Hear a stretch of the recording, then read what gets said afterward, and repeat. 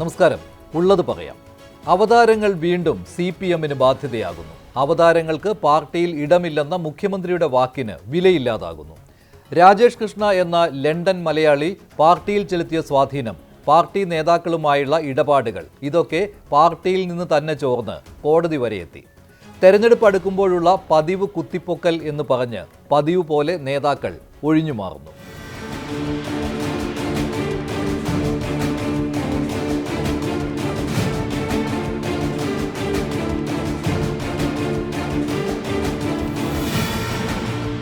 Party ജനാധിപത്യമുള്ള പാർട്ടിൻ്റെ അകത്ത് കൊടുത്ത കത്ത്, അതിനകത്ത് പാർട്ടി നേതാക്കന്മാരെ പറ്റി എനിക്ക് പറയുന്നതിൽ എന്താ തെറ്റ്?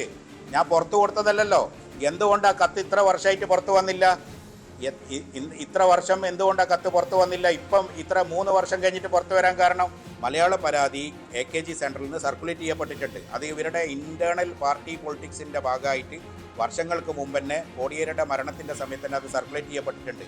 ഞാൻ ചെന്നൈയിൽ നിന്ന് പുറപ്പെടുന്നതിൻ്റെ ഒരു ദിവസം മുമ്പ് ജനറൽ സെക്രട്ടറിക്ക് ഞാനൊരു പേഴ്സണൽ മെയിൽ അയക്കുകയാണ്. അദ്ദേഹത്തിൻ്റെ പേഴ്സണൽ മെയിൽ ID യിൽ MA-Baby83 67 അങ്ങനെ എന്തോ ഒരു മെയിൽ ID ഉണ്ട്. പേഴ്സണൽ മെയിൽ ID ആണ്. വേറെ ഒരാൾക്ക് ഒരു CCU ഇല്ല. അപ്പോൾ അത് എവിടുന്ന് ലീക്കായി? ഇത്ര ദിവസം കൊണ്ട് എവിടുന്ന് ലീക്കായി? പ്രിന്റ് എടുത്ത് സ്കാൻ ചെയ്ത് കൊടുത്തിരിക്കുകയാണ്. പാർട്ടിയുടെ വിദേശ പ്രതിനിധിയായി CPM പാർട്ടി കോൺഗ്രസിലേക്ക് UK-യിൽ നിന്ന് തെരഞ്ഞെടുത്തു വിട്ട രാജേഷ് കൃഷ്ണയും പാർട്ടി അനുഭാവിയായ ചെന്നൈ മലയാളി വ്യവസായി മുഹമ്മദ് ഷെർഷാദും തമ്മിലുള്ള വ്യക്തിപരമായ തർക്കം പാർട്ടിക്ക് മോശമാകുന്ന രീതിയിലേക്കാണ് വളർന്നത്. ഷെർഷാദിനെതിരെ മാനനഷ്ടത്തിന് രാജേഷ് കൃഷ്ണ ഡൽഹി ഹൈക്കോടതിയിൽ കൊടുത്ത പരാതിക്കൊപ്പം നേരത്തെ പാർട്ടി PBക്ക് മുന്നിലെത്തിയ പരാതിയും ഇടം പിടിച്ചതെങ്ങനെയാണ്? CPM മന്ത്രിമാർക്കും MV ഗോവിന്ദനുമെതിരെ പരാമർശമുള്ള പരാതി ഷെർഷാദ് കോടിയേരിക്ക് 2022-ലും MV ഗോവിന്ദന് 2024 മെയ്യിലും PBക്ക് 2025-ൽ മധുര പാർട്ടി കോൺഗ്രസിന് മുൻപും കൊടുത്തതാണ്. അതായത് പാർട്ടിയിൽ ഒതുങ്ങി നിൽക്കേണ്ട പരാതി എങ്ങനെ കോടതി രേഖയായി?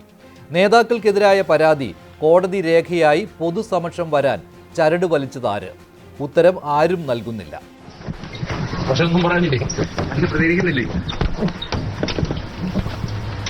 ഇന്നലെ പ്രതികരിച്ചു, അസംബന്ധങ്ങളോടൊന്നും പ്രതികരിക്കുന്നില്ല. അതാ പറഞ്ഞത്, മലയാളം പറഞ്ഞത്, മലയാളത്തിലാ പറഞ്ഞത്. ആരൊക്കെ എന്തെല്ലാം കത്തുകൾ നൽകുന്നു? ഇപ്പൊ കത്ത് നൽകുന്ന ആളുകൾക്ക് അത് ഏതെല്ലാം കത്ത് എന്നുള്ളത് നമുക്ക് അറിയില്ലല്ലോ.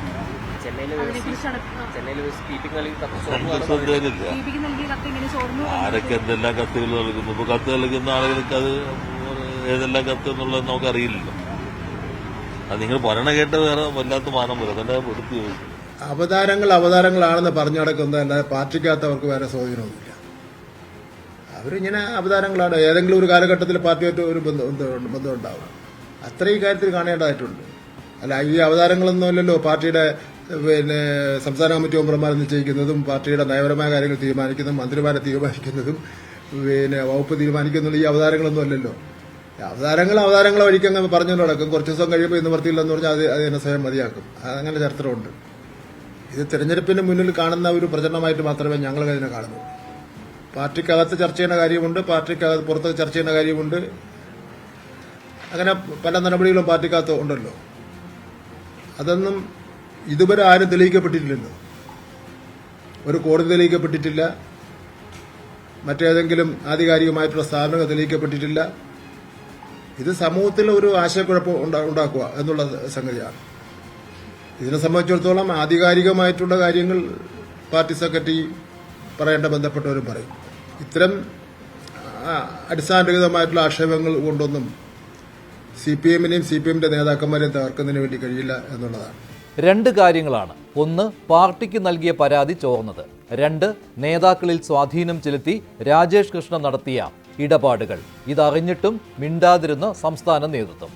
PBക്ക് കൊടുത്ത പരാതി ചോർന്നതിൽ MV ഗോവിന്ദന്റെ മകനെ സംശയിക്കുന്നതായി ഷെർഷാദ് പുതിയ ജനറൽ സെക്രട്ടറി MA-Babyക്കും കത്ത് നൽകിയിരുന്നു. ഇതും പുറത്തായി. അങ്ങനെ കത്തുകളും ഇമെയിലുകളും ചോരുന്നത് പരമ്പരയായി മാറുന്നു. അസംബന്ധ നാടകമെന്ന് തള്ളിക്കളയുന്ന MV ഗോവിന്ദൻ ഷെർഷാദിനെതിരെ വക്കീൽ നോട്ടീസും അയച്ചു. യഥാർത്ഥത്തിൽ എന്താണ് സംഭവിച്ചത്? ഷെർഷാദും രാജേഷ് കൃഷ്ണയും തമ്മിലുള്ള കൂട്ടുകെട്ട് പൊളിഞ്ഞതിനു ശേഷം ആരോപണങ്ങൾ ഉന്നയിക്കുകയും പരാതി കൊടുക്കുകയും ചെയ്യുന്നത് ശരിയാണ്. രാജേഷ് കൃഷ്ണ CPM-ൽ സ്വാധീനമുള്ള ലണ്ടൻ മലയാളിയുമാണ്. രാജേഷ് കൃഷ്ണയുടെ സഹായത്തോടെ നേതാക്കൾ സാമ്പത്തിക ഇടപാടുകൾ നടത്തിയിട്ടുണ്ടെന്നും ബിനാമി ആരോപണവും ഒക്കെ ഷെർഷാദിന്റെ പരാതിയിലുണ്ട്. 2022-ൽ ആദ്യം പരാതി കിട്ടിയപ്പോൾ രാജേഷ് കൃഷ്ണയിൽ നിന്ന് അകലം പാലിക്കാൻ കോടിയേരി ബാലകൃഷ്ണൻ നേതാക്കളോട് ആവശ്യപ്പെട്ടതുമാണ്. കുറേ കാലം ഇയാളെ പാർട്ടിയിലേക്ക് അടുപ്പിച്ചതുമില്ല. പക്ഷേ പിന്നീട് വീണ്ടും പഴയപടി. MV ഗോവിന്ദൻ പാർട്ടി സെക്രട്ടറിയായ ശേഷം രാജേഷ് കൃഷ്ണയ്ക്ക് പാർട്ടി കോൺഗ്രസിലെ പ്രതിനിധിയാകാൻ കഴിഞ്ഞു. MV ഗോവിന്ദന് രാജേഷ് കൃഷ്ണയെക്കുറിച്ച് ഇതിനകം പരാതി കിട്ടിയെങ്കിലും എങ്ങനെ ഇതിന് കഴിഞ്ഞു? കോടിയേരി അകലം പാലിക്കാൻ നിർദ്ദേശിച്ചയാൾ വീണ്ടും പാർട്ടിക്ക് പ്രിയപ്പെട്ടവനായി. വിദേശ പ്രതിനിധിയെ തീരുമാനിക്കുമ്പോൾ സംസ്ഥാന നേതൃത്വത്തിന് പങ്കില്ല, PBക്കാണെന്ന് പറഞ്ഞ് ഒഴിയാമെങ്കിലും സംസ്ഥാന നേതാക്കളുടെ താൽപ്പര്യത്തിലാണ് രാജേഷ് കൃഷ്ണയ്ക്ക് അവസരം കിട്ടിയതെന്ന കാര്യത്തിൽ സംശയമില്ല. രാജേഷ് കൃഷ്ണ കേരളത്തിലെ പാർട്ടി മെമ്പറല്ല. രാജേഷ് കൃഷ്ണ ജോലി ചെയ്യുന്നതും പ്രവർത്തിക്കുന്നതുമൊക്കെ ഇംഗ്ലണ്ടിലാണ്. അവിടെ ഒരു സംവിധാനമുണ്ട്, പാർട്ടി സംവിധാനത്തിൻ്റെ ഭാഗമായിട്ട്. അതിലംഗമായിട്ടാണ് പ്രവർത്തിക്കുന്നത്. അപ്പോൾ പരാതി വന്നു എന്നുള്ള ഒറ്റ കാരണം കൊണ്ട് ആരുടെയും പേരിൽ നിലപാട് സ്വീകരിച്ച് മുമ്പോട്ടേക്ക് പോകാൻ സാധിക്കുന്നതല്ല. ആവശ്യമായ സമീപനം പാർട്ടി എടുത്തിട്ടുണ്ട്, അത്രയേ ഉള്ളൂ. ഈ കത്ത് 4 കൊല്ലമായിട്ട് വാട്സാപ്പിൽ നടക്കുന്ന കത്തല്ലേ. അപ്പോൾ ഇനി ഇങ്ങനെ പഴയ കത്ത് ചവറ്റുകൊട്ടയിൽ എറിഞ്ഞതും ഒക്കെ ഇനി വരും. തെരഞ്ഞെടുപ്പിന് 5-6 മാസമല്ലേ ഉള്ളൂ. അത് 4 കൊല്ലമായിട്ട് വാട്സാപ്പിൽ കറങ്ങി നടക്കുന്ന ഒരു സാധനമാണിത്. അപ്പം അത് നടക്കട്ടെ. ഇമാതിരിയുള്ള തോന്നിവാസങ്ങളൊക്കെ വിളിച്ചു പറയുന്നതിനെ വാർത്തയാക്കിയിട്ട് ആഘോഷിക്കുന്നത് കുറച്ച് പരിതാപകരമാണ്. അത്രേ പറയാൻ പറ്റൂല. ഞാനിവിടെ ഉണ്ടല്ലോ, നാളെയും ഇവിടെ ഉണ്ടാവും. അതെല്ലാം ബാധിക്കുന്ന കാലങ്ങൾ. പണ്ടൊക്കെ ഇത് കേൾക്കുമ്പോൾ വലിയ വിഷമമൊക്കെ ആയിരുന്നു. ഇപ്പം പുല്ല് വിലയാണ്.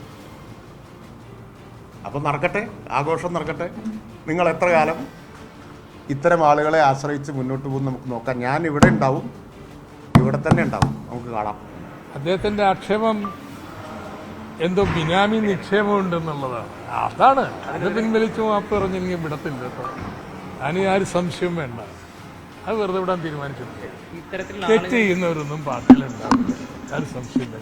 അയാളുടെ എന്ത് സാധുത, എന്ത് അദ്ദേഹത്തിൻ്റെ റെലവൻസ് ഉന്നയിക്കുന്നത് ടൈൻറ്റഡ് ആക്കി. അദ്ദേഹത്തിനെതിരായിട്ടുള്ള കോടതി വിധികൾ വായിച്ചിട്ട് അദ്ദേഹത്തെ വിലയിരുത്തും. എന്നിട്ട് അദ്ദേഹം പറയുന്ന വെച്ചിട്ട് മറ്റുള്ളവരെ താറടിക്കുന്നതിന് വിലയിരുത്തും. അതൊക്കെ പാർട്ടിയോട് ചോദിക്കാം. So I think I clarified my position. Thank you very much. Madurai party കോൺഗ്രസിന് തൊട്ടു മുൻപ് 2022-ലെ അതേ പരാതി വീണ്ടും വരുന്നു. അങ്ങനെ UK-യിൽ നിന്ന് മധുര വരെ എത്തിയ രാജേഷ് കൃഷ്ണയ്ക്ക് തിരികെ പോകേണ്ടി വരുന്നു. ഈ പരാതിക്കത്താണ് ചോർന്ന് ഹൈക്കോടതിയിലെത്തിയത്.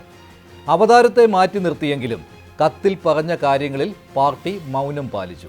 ഗുരുതരമായ കാര്യങ്ങൾ പുറത്തു വരണമെന്ന് ആഗ്രഹിച്ചവർ എതിരാളികൾക്കെതിരെ ആയുധമാക്കി കത്ത് പുറത്തെടുത്തു. ഇതും പാർട്ടിക്കാര്യം. എന്തായാലും CPM ആഭ്യന്തര രാഷ്ട്രീയത്തിലും കത്ത് ചോർത്തൽ വിശദീകരിക്കേണ്ടി വരും. റിവേഴ്സ് ഹവാല ഉൾപ്പെടെയുള്ള സാമ്പത്തിക തട്ടിപ്പുകൾ ഈ ആരോപണ വിധേയനായ വ്യക്തിയുമായി കേരളത്തിലെ CPM നേതാക്കൾ നടത്തിയിട്ടുണ്ട് എന്നാണ് ഈ കത്തിൽ വെളിവാകുന്നത്. അപ്പോൾ ഇത്രയും നാൾ 3-4 വർഷക്കാലം CPM-ൻ്റെ പ്രധാനപ്പെട്ട നേതാക്കൾ ഉൾപ്പെടെ അറിഞ്ഞുകൊണ്ടാണ് ഈ ദുരൂഹമായ സാമ്പത്തിക ഇടപാടുകൾ നടത്തിയിട്ടുള്ളത്. ഇതിനെ സംബന്ധിച്ച് കേരളത്തിലെ CPM-ഉം ഗവൺമെൻറ്റുമായി ബന്ധപ്പെട്ട പദ്ധതികളുടെ ഭാഗമായിട്ടാണ് സാമ്പത്തിക കൈമാറ്റം നടന്നിട്ടുള്ളത് എന്നുള്ള ആരോപണമുള്ളതുകൊണ്ട് ബഹുമാനപ്പെട്ട മുഖ്യമന്ത്രി പിണറായി വിജയനും ഇക്കാര്യത്തിൽ അവരുടെ നിലപാടുകൾ വിശദീകരിക്കണം. അവർക്ക് എന്താണ് പറയാനുള്ളത് എന്ന് പറയണം. കേരളത്തിലെ ജനങ്ങൾ നിജസ്ഥിതി മനസ്സിലാക്കേണ്ടതുമായിട്ടുള്ള വലിയൊരു ആരോപണമാണ് CPM-ൻ്റെ സംസ്ഥാന നേതൃത്വത്തിനെതിരെയും ഇടതു മന്ത്രിസഭയിലെ പല അംഗങ്ങൾക്കെതിരെയും ഇപ്പോൾ ഉയർന്നു വന്നു. ആരോപണം ഏതെങ്കിലും മാധ്യമങ്ങൾ കെട്ടിച്ചമച്ചതല്ല, രാഷ്ട്രീയ ആരോപണമായി ഉയർന്നു വന്ന കേസുമല്ല. മറിച്ച് CPM-നകത്തു നിന്ന് തന്നെ വളരെ വ്യക്തമായ വിവരങ്ങൾ അടങ്ങിയ രേഖകൾ സഹിതമാണ് ഈ ആരോപണം പുറത്തു വന്നിരിക്കുന്നത്. ഇത് കേരളത്തിലെ ജനങ്ങളോട് വിശദീകരിക്കാനുള്ള ബാധ്യത CPM-നും ഉണ്ട്, ഇടത് സർക്കാരിനുണ്ട്. ഇതിപ്പോൾ രാജേഷ് കൃഷ്ണനെതിരായിട്ട് വന്നിട്ടുള്ള ആരോപണങ്ങൾ അത് പിണറായി സർക്കാരിനെതിരായിട്ട് വന്ന ആരോപണമാണ്. ഗോവിന്ദൻ മാഷാണ് പ്രതിസ്ഥാനത്ത് നിൽക്കുന്നത്. ഗോവിന്ദൻ മാഷ് പ്രതികരിക്കണം. തൻ്റെ സത്യസന്ധത തെളിയിക്കാൻ ഗോവിന്ദൻ മാഷ്ക്ക് ബാധ്യതയുണ്ട്. അതിന് അദ്ദേഹം മുൻകൈ എടുക്കണം. അദ്ദേഹത്തിൻ്റെ മകനെയും അദ്ദേഹത്തിനെയാണ് പ്രതിസ്ഥാനത്ത് നിർത്തിയിട്ടുള്ളത്. അത് തീർച്ചയായിട്ടും അന്വേഷണം വേണം. നിയമ നടപടികൾ സ്വീകരിക്കാൻ മുഖ്യമന്ത്രി തയ്യാറാണ്. അദ്ദേഹത്തിൻ്റെ ക്യാബിനറ്റിലെ പല മന്ത്രിമാർക്കും ഈ ഒരു അധോലോക ബന്ധമുള്ള രാജേഷ് കൃഷ്ണനുമായിട്ട് ബന്ധമുണ്ട്. അതാണ് ഇർഷാദ് പറഞ്ഞിട്ടുള്ളത്. മാത്രമല്ല, ഇന്ന് അച്യുതാനന്ദൻ ജീവിച്ചിരുന്നെങ്കിൽ ഇതിനെതിരെ ഒരു കുരിശുയുദ്ധം തന്നെ അദ്ദേഹം നടത്തുമായിരുന്നു. പിണറായി സർക്കാർ അധികാരമേറ്റ ശേഷം രാജേഷ് കൃഷ്ണയുടെ സാമ്പത്തിക വളർച്ച, നേതാക്കളുടെ ബിനാമി ഇടപാട്, അതിൽ MP രാജേഷിന്റെയും തോമസ് ഐസക്കിന്റെയും P ശ്രീരാമകൃഷ്ണന്റെയും പേരുകൾ, മറ്റ് സംസ്ഥാനങ്ങളിൽ നിരോധിച്ച സെക്യൂരിറ്റി ഏജൻസിക്ക് കേരളത്തിൽ പ്രവർത്തിക്കാൻ അനുമതി കിട്ടിയത്, സംസ്ഥാനത്തെ വിവിധ പദ്ധതികളിൽ വിദേശത്ത് നിന്ന് പണം വന്നതും പദ്ധതികൾ നടക്കാതെ പോയതും ഇതൊക്കെ കത്തിലുണ്ട്. ഇതൊക്കെ അസംബന്ധം എന്ന് പറഞ്ഞ് തള്ളാൻ കഴിയുന്നതല്ല. പാർട്ടിയെ തകർക്കാനുള്ള പതിവ് നീക്കമെന്ന് പറഞ്ഞും ഒഴിയാൻ കഴിയില്ല.